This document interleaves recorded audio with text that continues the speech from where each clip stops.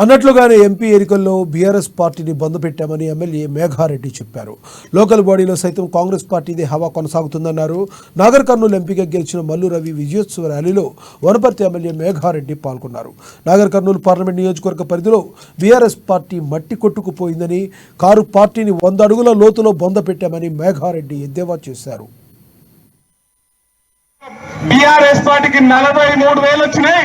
ఇంక నువ్వు తలకా ఎక్కడ పెట్టుకుంటావు పీట వనపడుతున్న బీఆర్ఎస్ నేత. ఇంక మనకు బీఆర్ఎస్ పార్టీ అనేది కంటికి కనిపించదు.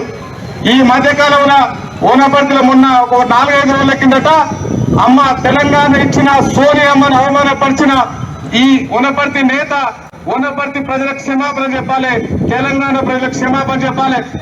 మీ బాస్, మీ గురువు, మీ జాతిక నేత ఢిల్లీ వెళ్ళి ఫ్యామిలీ తీసుకెళ్లి సోనియా గాంధీ కాళ్ళు మొక్కినప్పుడు ఎక్కడ పోయింది మీరు? మీ అహంకారం, మీ ఆత్మాభిమానం.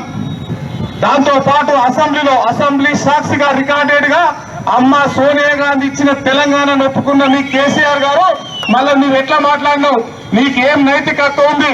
ఇప్పుడు మొన్న జరిగిన